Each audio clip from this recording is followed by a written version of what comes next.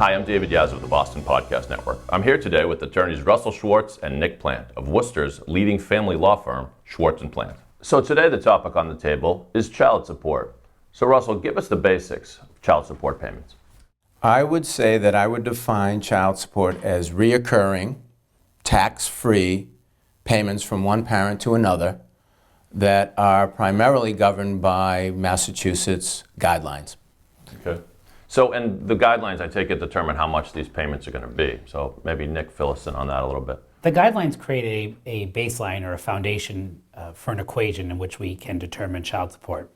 They are set up based on the number of children, the age of the children, as well as the custody arrangement, and they help us or frequently lead to a recommended number, a guideline number.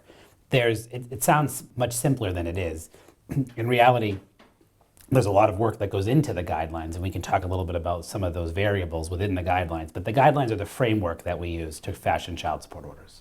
Yeah, Russell, tell me some of the things that might determine whether child support payments are higher or lower. Well, we start with a general concept that a number of years ago, we're going to go back to about 2018, Massachusetts modified their child support guidelines for probably the umpteenth time. Around 1977 it started. With the child support guideline formula that we divorce lawyers use to try to follow this process.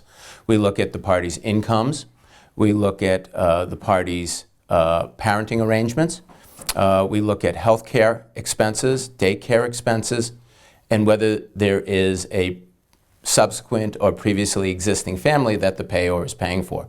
We take all these numbers, we plug them in, and based on a general concept, we start with the child support amount.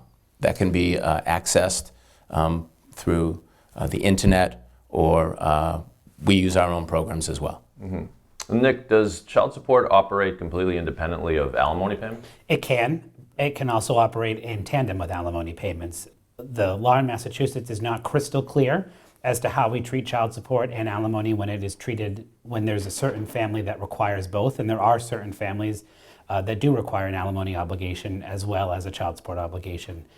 These are really complicated scenarios that are individually based on the family's economic needs at the time, and they need to be tailored for that family's economic needs. But they can operate separately. You could qualify for child support and not alimony, but they can operate in tandem as well. Ironically enough, with recent changes in the law, both alimony and child support are now tax-free. That doesn't mean that they're the same thing. It doesn't mean that they apply in all cases. And as Nick says, we take a very tailored approach to what is necessary for a child support situation, what would be necessary for an alimony situation. Even though those payments are tax-free, it doesn't mean they apply in both all scenarios. So child support does sound like it has its complexities. I take it if someone's in the middle of a divorce or even just considering divorce, they can come to you and Attorney Schwartz to sort some of that out. Certainly they can, but it's not just for people that are considering divorce or in the middle of a divorce. The child support guidelines change regularly, and it's a good thing to review your prior court order and to consult with somebody like us so that we can tell you whether or not that child support obligation should change, either an increase as a recipient or a decrease as a payor. And last but not least, child support does not just apply to people who are getting divorced. It can be for people who have a child who are not married or want to modify a support order for a child that has been born without the marriage. So child support payments certainly can be a complex topic, but thanks for filling us in and letting us know more about what people need to know. Thanks for listening to today's discussion. For more information on this topic and all topics surrounding family law, and to follow up with attorneys Schwartz and Plante, please visit the website at schwartzplante.com. And thanks for watching.